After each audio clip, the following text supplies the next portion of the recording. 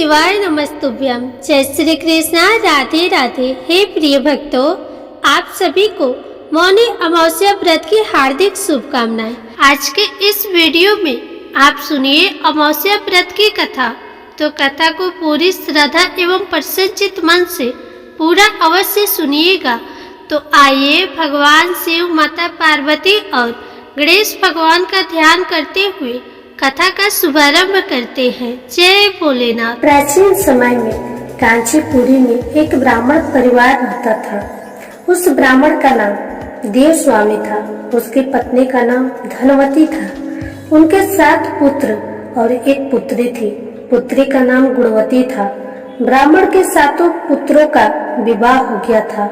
उसने अपने पुत्री के लिए वर खोजने का कार्य अपने सबसे बड़े पुत्र को सौंपा था। उसी दौरान किसी पंडित ने पुत्री की जन्म कुंडली देखी और बताया। शादी के समय 7वां फेरा लेते हुए यह कन्या विधवा हो जाएगी। पंडित की बात सुनकर ब्राह्मण और उसकी पत्नी के होश उड़ गए। उन्होंने पंडित जी से इसका उपाय पूछा। पंडित जी बोले, सिंहल द्वीप में सोमा नाम की एक धोबिन रहती है। सोमा धोबिन एक पतिव्रता नारी है और वह हर अमावस्या का व्रत करती है। यदि तुम्हारी पुत्री उसकी सेवा करे तो इसका वैधर्म दोष दूर हो सकता है। सोमा धोबिन को जैसे तैसे खुश करो। गुणवती के विवाह से पूर्व उसे यहाँ बुला लो। तब देव स्वामी का छोटा बेटा अपनी बहन के साथ सिंहल द्वीप जाने के लिए निकल पड़ा। रास्ते में उन्हें समुद्र मिला और उसे पार करने की चिंता में दोनों भाई बहन एक पेड़ की छाया में बैठ गए। उसी पेड़ पर एक घोंसले में एक गिद्ध का परिवार रहता था। उस समय उस घोंसले में सिर्फ गिद्ध के बच्चे थे। गिद्ध के बच्चे उन दोनों भाई बहन को देख रहे थे। शाम के समय उन बच्चों की माँ आई तो उन्होंने भोजन नहीं किया और वह अपनी माँ से बोले, माँ, नीचे 2 भाई बहन भूखे प्यासे बैठे हैं। उन्होंने सुबह से कुछ नहीं खाया, इसलिए हम उनके खाने के बाद ही खाएंगे।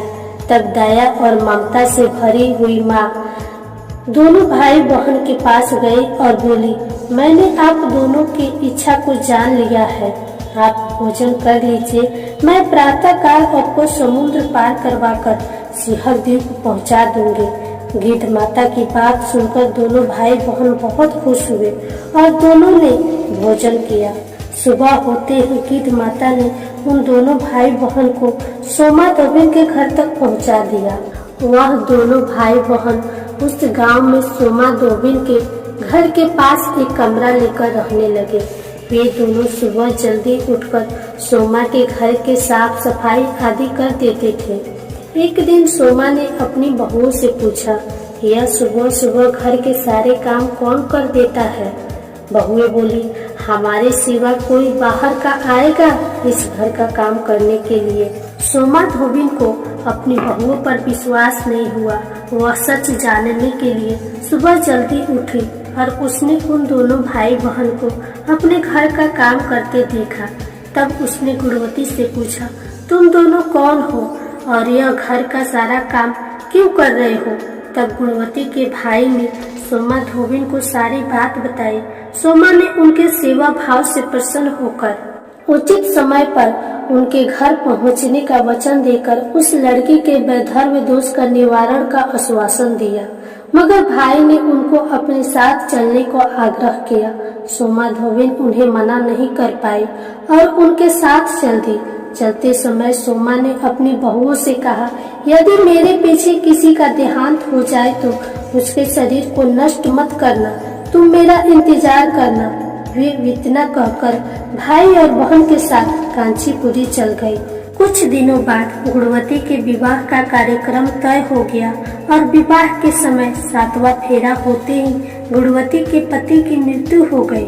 तब सोमा ने तुरंत ही अपने संचित पुण्यों का फल गुणवती को प्रदान किया, जिसके प्रभाव से गुणवती का पति जीवित हो गया। तब सोमा धोबिन उन्हें आशीर्वाद देकर अपने घर के लिए रवाना हुई। गुणवती को अपने पुण्य का फल देने से सोमा के घर में उसके पुत्र, जमाई और पति तीनों की मृत्यु हो गई। उस दिन अमावस्या थे। सोना धोबी ने अमावस्या का व्रत किया हुआ था। उसने अपने व्रत का पूर्ण फल संचित करने के लिए रास्ते में पीपल के वृक्ष की छाया में विष्णु भगवान का पूजन किया और पूजन के बाद 108 बार पीपल के वृक्ष की परिक्रमा की। 108 परिक्रमाएं पूरी होते ही उसके परिवार के सभी मृतक जन जीवित हो गए। बोलो विष्णु भगवान की जय, शिव शंकर भगवान की जय। ओम नमः शिवाय। अब आइए सुनते हैं अमावस्या व्रत की अगली पौराणिक कथा। प्राचीन काल की बात है। एक गरीब ब्राह्मण परिवार था। उस परिवार में पति पत्नी एवं उसकी एक पुत्री भी थी। उसकी पुत्री समय के गुजरने के साथ साथ धीरे धीरे बड़ी होने लगी। उस पुत्री में बढ़ती उम्र के साथ सभी स्त्रियों सचित गुणों का विकास हो रहा था। वह कन्या सुंदर, संस्कारवान एवं गुणवान थी, परंतु गरीब होने के कारण उसका विवाह नहीं हो पा रहा था। एक दिन उस ब्राह्मण के घर एक साधु महाराज पधारे। साधु उस कन्या के सेवा भाव से अत्यधिक प्रसन्न हुए। कन्या को लंबी आयु का आशीर्वाद देते हुए बोले। साधु ने कहा कि इस कन्या के हाथ में विवाह योग्य रेखा नहीं है। तब ब्राह्मण दंपति ने साधु से इसका उपाय पूछते हुए कहा कि महाराज ऐसा क्या उपाय करें जिससे कन्या के हाथ में विवाह योग्य बन जाए। तब साधु महाराज ने कुछ देर विचार करने के बाद अपने अंतर्दृष्टि में ध्यान करके बताया कि कुछ ही दूरी पर सोना नाम की एक धोबिन महिला अपने बेटे और बहू के साथ रहती है, जो बहुत ही आचार विचार एवं संस्कार संपन्न तथा पतिपरायण है। यदि यह सुकन्या उस धोबिन की सेवा करे और वह महिला इसके शादी में अपने मांग का सिंदूर लगा दे तथा उसके बाद इस कन्या का विवाह हो जाए तो इस कन्या का वैधव योग मिट सकता है। साधु ने यह भी बताया कि वह महिला कहीं बाहर आती जाती नहीं है। यह बात सुनकर ब्राह्मणी ने अपनी बेटी से धोबिन की सेवा करने का प्रस्ताव रखा। अगले दिन से ही कन्या प्रातः काल से ही उठकर सोना धोबिन के घर जाकर साफ सफाई एवं अन्य सारे कार्य करके वापस अपने घर आने लगी। एक दिन सोना धोबिन अपने बहू से पूछती है कि तुम तो सुबह ही उठकर सारे कार्य कर लेती हो और पता भी नहीं चलता। बहू ने कहा, माँ जी, मैंने तो सोचा कि आप ही सुबह उठकर सारे काम खुद ही खत्म कर लेती है। मैं तो देर से उठती हूँ। यह सब जानकर दोनों सास बहू घर की निगरानी करने लगे कि वो कौन है जो सुबह ही घर का सारा काम करके चला जाता है। कई दिनों के बाद सोना धोबी ने देखा कि एक कन्या अंधेरे में मुंह ढककर घर में आती है और सारे काम करने के बाद वापस चली जाती है। जब वह जाने लगी तो सोना धोबिन उसके पैरों पर गिर पड़ी और पूछने लगी कि आप कौन हैं और इस तरह छुपकर मेरे घर की चाकरी क्यों करती है। तब कन्या ने साधु द्वारा कही गई सारी बात सोना धोबिन को बताई। सोना धोबिन पतिपरायण थे, अतः उसमें तेज था। वह तैयार हो गई। सोना धोबिन के पति थोड़ा अस्वस्थ थे तो उसने अपनी बहू से अपने लौट आने तक घर पर ही रहने को कहा। सोना धोबिन जैसे ही अपने मांग का सिंदूर उस कन्या के मांग में लगाया, सोना धोबिन का पति मर गया। उसे इस बात का पता चल गया। वह घर से निर्जल ही निकली थी। यह सोचकर कि रास्ते में कहीं पीपल का पेड़ मिलेगा तो उसकी पूजा करके और उसकी परिक्रमा करके उसके बाद जल ग्रहण करेगी। उस दिन जेठ अमावस्या थी। उसने पीपल के पेड़ का 108 बार परिक्रमा की और उसके बाद जल ग्रहण किया। ऐसा करते ही उसके पति के मृत शरीर में वापस जान आ गई। धोबिन का पति फिर से जीवित हो गया। इसलिए जो भी अमावस्या का व्रत करता है और पीपल के पेड़ का 108 बार परिक्रमा करता है, उसके सभी प्रकार की विपत्तियां टल जाती है। तो प्रेम से बोलिए अमावस्या माता की जय। अब आइए अमावस्या व्रत की दूसरी कथा को सुनते हैं। पौराणिक कथा के अनुसार एक गांव में सास और बहू अकेले रहती थे और उनका बेटा विदेश कमाने के लिए गया हुआ था। सास और बहू बहुत प्रेम से रहते थे। दोनों एक दूसरे की देखभाल भी करते थे। एक दिन बहू ने खाना नहीं खाया, तब सास बहू से पूछने लगी कि बेटा, आज तुमने खाना क्यों नहीं खाया? तब बहू कहने लगी कि सासू माँ, आज मेरा अमावस्या माता का व्रत है, इसलिए मैंने खाना नहीं खाया। तब सास ने कहा कि बहू, ये व्रत क्या होता है और इस व्रत को करने से क्या फल मिलता है, यह मुझे भी समझाओ। तब बहू कहने लगी कि सासू माँ, अमावस्या माता का व्रत करने से बहुत पुण्य मिलता है। घर में अन्न धन बना रहता है, सुख शांति बनी रहती है और अटल सुहाग मिलता है, पुत्र की प्राप्ति होती है। इसी तरह से 3 पनौती अमावस्या माता का व्रत भी रखा जाता है। इस व्रत में हर वर्ष अलग अलग खाना खाया जाता है और विष्णु भगवान के मंदिर में चढ़ावा चढ़ाया जाता है या फिर किसी ब्राह्मण को दान दक्षिणा दी जाती है। इस व्रत में पहले साल शक्कर, घी और चावल से बना खाना खाया जाता है। पहले साल व्रत पूर्ण होने के बाद 1.25 किलो चावल और 1 कटोरी घी और 1 कटोरी शक्कर का दान किसी ब्राह्मण को दान दिया जाता है। दूसरे साल जो घी और शक्कर से बना खाना खाया जाता है। इस तरह जब दूसरे साल का व्रत पूर्ण हो जाए तब 1.25 किलो जौ, 1 कटोरी घी, 1 कटोरी शक्कर किसी मंदिर में चढ़ाया जाता है या किसी ब्राह्मण को दान में दिया जाता है। तीसरे साल गुड़, घी और तेल से बने व्यंजन खाए जाते हैं। जब तीसरे साल व्रत पूर्ण हो जाए तब आधा किलो तिल, गुड़ और 1 कटोरी घी किसी मंदिर में चढ़ाया जाता है या ब्राह्मण को दान में दिया जाता है। इसे ही सासू माँ 3 पनौती अमावस्या का व्रत कहा जाता है। फिर बहू बताने लगी, माँ जी, इस व्रत का संकल्प लेने के बाद इसे पूरा करना जरूरी होता है। अगर पूरा नहीं किया जाए तो घर में झगड़ा और अशांति बनी रहती है। तब सासू माँ कहने लगी, बहू, अब मेरी तो उम्र हो गई है, लेकिन तुम यह व्रत जरूर करना। और तब बहू यह व्रत करना प्रारंभ किया। एक दिन बहू ने किसी के कहने पर गेहूं से बनी रोटी खा ली, जिससे अमावस्या माता नाराज हो गई। सास और बहू जो दोनों एक दूसरे का ख्याल रखती थी, सास बहू से प्यार करती थी, अब उन दोनों में झगड़े होने लगे।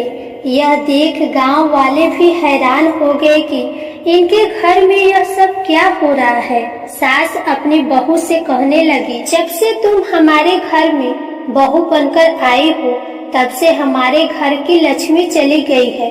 तुम हमारे लिए बिल्कुल भी शुभ नहीं हो। तब बहू ने कहा कि माँ जी, आपके घर की लक्ष्मी चली गई है तो मुझे बताओ कि कहाँ मिलेगी, मैं लक्ष्मी को लेकर आऊंगी। तब सासू माँ कहने लगी कि बहू, लक्ष्मी तुम्हें समुद्र के बीच में भगवान विष्णु के पैर दबाते हुए मिलेंगी। यह सुनकर बहू ये कहकर चली जाती है कि माँ जी, अब तो मैं लक्ष्मी जी को लेकर ही आऊंगी, नहीं तो मैं इस घर में पैर नहीं रखूंगी। ऐसा कहकर बहू लक्ष्मी की खोज में चली गई। जब बहू लक्ष्मी की खोज के लिए निकली तब उसे बीच रास्ते में गाय मिली। गाय बहू से पूछने लगी कि आप कहाँ जा रहे हैं? तब बहू कहने लगी, गाय माता, मेरी सास कहती है कि मेरे आने से उनके घर में अन्न धन की कमी हो गई है और उनके घर की लक्ष्मी चली गई है, तो मैं लक्ष्मी को लेने जा रही हूँ। तब गाय माता कहने लगी कि बेटी, अगर तुम जा ही रही हो तो भगवान से मेरे बारे में भी पूछ लेना। बहू कहने लगी कि ठीक है गाय माता, मैं आपके बारे में भी पूछ लूंगी। तब गाय माता कहने लगी कि जब मेरा बछड़ा होता है तब वह मर जाता है, जिंदा नहीं रहता। तुम लक्ष्मी जी से पूछ लेना कि आखिरकार मेरे साथ ऐसा क्यों हो रहा है। मैंने ऐसे कौन से कर्म किए हैं जिसकी सजा मुझे मिल रही है। तब बहू कहने लगी, गाय माता, मैं आपके बारे में जरूर पूछ लूंगी। ऐसा कहकर बहू आगे बढ़ गई। जब आगे बढ़ी तब रास्ते में उसे घोड़ी मिली जिसके गले में घंटी बंधी हुई थी। घोड़ी ने कहा, बेटी, तुम मेरे दुखों का निवारण लक्ष्मी जी से पूछ लेना। बहू कहने लगी, मैं जरूर पूछ लूंगी। ऐसा कहकर बहू आगे बढ़ गई। आगे जाते ही बहू को एक अंधा और बहरा बुजुर्ग मिला। उसने भी बहू से अपनी समस्या के निवारण के लिए पूछने को कह दिया। तब बहू उसकी समस्या भी भगवान से पूछने को कहकर आगे बढ़ गई। आगे जाते ही बहू को एक बूढ़ी औरत मिली जो कि हाथ और पैर से अपाहिज थी। उसने भी बहू से कहा कि बेटी, तुम जब भगवान से मिलो तो उनसे पूछना कि आखिरकार मैं अपाहिज क्यों हुई, मैंने ऐसे कौन से कर्म किए थे। तब बहू उसकी समस्या पूछने के लिए तैयार हो गई और फिर आगे बढ़ गई। आगे जाते जाते बहू बहुत थक गई और एक आम के पेड़ के नीचे बैठ गई। आम का पेड़ बड़ा खुश होकर बहू से पूछने लगा कि बेटी, तुम कहाँ से आई हो और कहाँ जा रही हो। तब बहू कहने लगी कि वो लक्ष्मी जी को लेने जा रही है।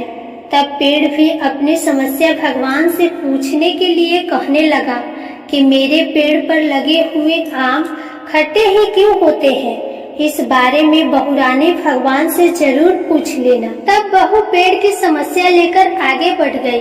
थोड़ी दूर जाने पर बहू को एक तलाई मिली। वह भी बहू से कहने लगी कि बहू, तुम भगवान से पूछना कि मेरी तलाई का पानी इतना मैला क्यों है, कोई यहाँ आकर पानी नहीं पीता। तब बहू कहने लगी कि मैं जरूर पूछ लूंगी। ऐसा कहकर बहू आगे बढ़ गई। बहुत दिनों से जंगल में चलते चलते बहू थक गई थी। उसे भूख भी लगी थी, लेकिन खाने को कुछ नहीं मिला तो वह भूख और प्यास से बेचैन हो गई और जंगल में बेहोश हो गई। उसी समय भगवान श्री हरि और माता लक्ष्मी घूमते हुए उधर से जा रहे थे। तब माता लक्ष्मी जी विष्णु भगवान से कहने लगी कि हे नाथ, यह तो आपकी बहुत बड़ी भक्त है, आप इसके दुखों का निवारण कीजिए। तब भगवान श्री हरि कहते हैं, इस संसार में तो बहुत से जीव दुखी है, सभी अपने अपने कर्मों का फल भोग रहे हैं, मैं किस किस के दुख का निवारण करूं। तब माता लक्ष्मी जी भगवान श्री हरि से विनती करने लगी और कहने लगी कि वह भूखे और प्यासी है, अगर इसे जंगल में छोड़ दिया जाए तो जंगली जानवर इसे खा जाएंगे। माता लक्ष्मी जी की बात को सुनकर भगवान श्री हरि साधु का वेश धारण करके बहू के पास गए और उसे होश में लेकर आए। बहू के होश में आते ही साधु वेशधारी भगवान उससे पूछने लगे कि वह यहाँ क्यों आई है और कहाँ जा रही है। तब बहू ने सारी बात बताई। उसकी बात को सुनकर भगवान श्री हरि और माता लक्ष्मी जी प्रकट हो गई। उनके साथ साथ अमावस्या माता भी प्रकट हो गई। बहू ये सब देखकर उनके चरणों में गिरकर उन्हें प्रणाम करने लगी। तब अमावस्या माता बहू से कहने लगी कि बेटी, तूने मेरे व्रत को खंडित किया है, इसी की सजा तुझे मिली है, लेकिन अब मैं तुझे क्षमा करती हूँ। अब तुम घर को जाओ, तुम्हारा घर अन्न और धन से भर जाएगा, तुम्हारा घर सुंदर महल में बदल जाएगा और तुम्हारी सभी मनोकामनाएं भी पूर्ण हो जाएंगी। यह सब होने के बाद बहू ने रास्ते में जो जो भी मिला था उन सभी के दुखों का निवारण करने के लिए विनती की।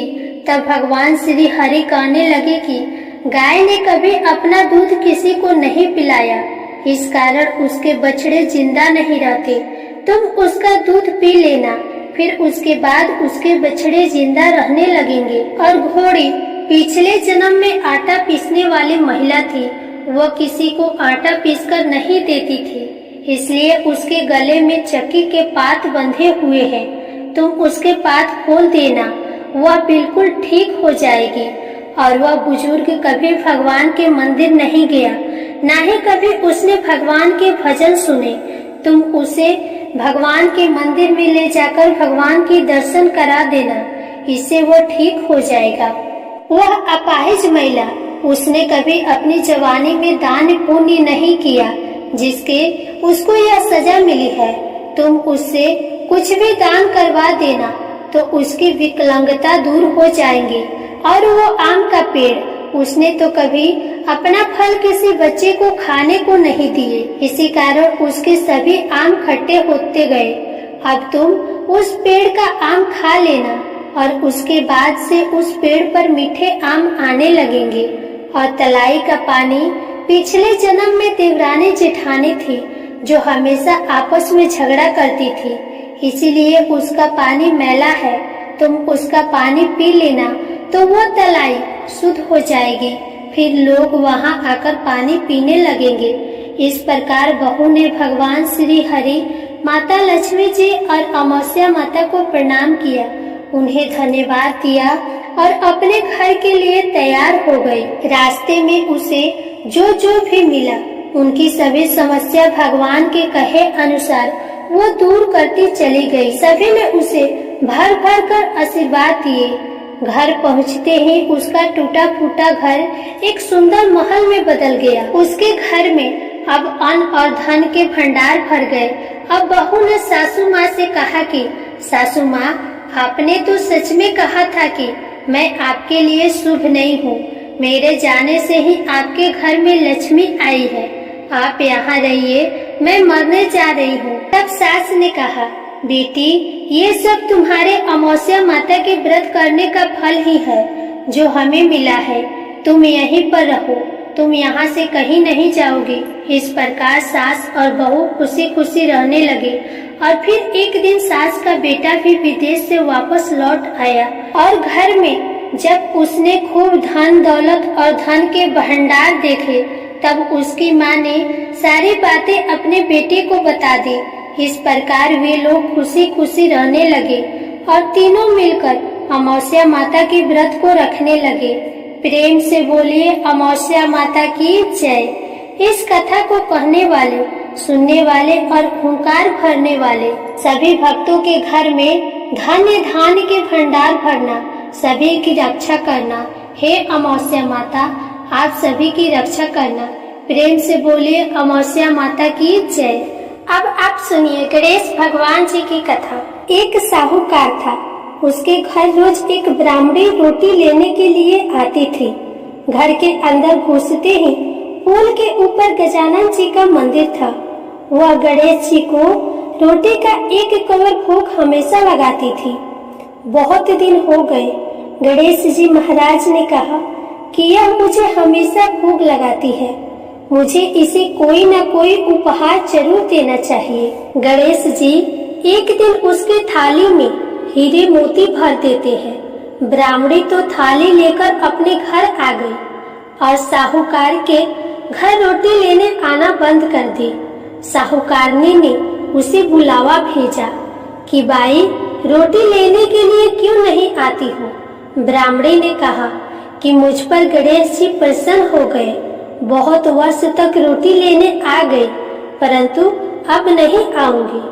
साहूकारनी मन में बहुत नाराज हुई और गणेश जी से कहा कि आप ब्राह्मणी के ऊपर प्रसन्न हुए, परंतु मुझ पर नहीं। तब गणेश जी की मूर्ति हटाकर बाहर फेंक दी। इधर सेठ जी की दुकान में धंधा पानी बंद हो गया। एक दिन सेठ जी की नजर पुल के मंदिर पर गई तो सेठानी जी से पूछा कि गणेश जी कहाँ गए। तो साहूकारनी ने कहा कि ऐसे गणेश जी का क्या करें जो ब्राह्मणी पर तो प्रसन्न हो गए, लेकिन हमारे ऊपर प्रसन्न नहीं हुए। इस कारण मैंने गणेश जी को बाहर फेंक दिया। तब सेठ जी ने कहा कि यह तुमने क्या किया, मेरा तो व्यापार और धंधा चलना बंद हो गया है। गणेश जी तुमने कहाँ फेंके हैं, जल्दी बताओ, मैं उन्हें वापस लेकर आता हूँ। साहूकार जी वापस से गणेश जी को लेने गए तो गणेश जी इतने भारी हो गए कि वे उठे ही नहीं। साहूकार जी ने कहा कि मेरे से गलती हो गई है, आप मेरे घर पधारिए। गणेश जी तो और भी भारी होते गए और कहा कि मैं तो नहीं चलूंगा, पहले साहूकारनी को बुलाकर यहाँ लाओ और वह मुझसे माफी मांगेगी तो ही मैं चलूंगा। और गणेश जी ने कहा कि मुझे हमेशा 1.25 सेर चूरमा का भोजन कराओगी तो ही मैं चलूंगा। साहूकार साहूकारनी को लेकर आए और उसे माफी भी मंगवाई और 1.25 सेर का चूरमा चढ़ाने की हाँ भी भरी। तब साहूकार और साहूकारनी ने गणेश जी को वापस घर में लाकर उन्हें पोल में बिठाया। ऐसा करने पर साहूकार का व्यापार फिर से चलने लगा। हे गणेश जी महाराज, जैसे साहूकार और साहूकारनी पर आप प्रसन्न हुए वैसे सभी पर अपनी कृपा बनाए रखना। प्रेम से बोलिए गणेश भगवान की जय।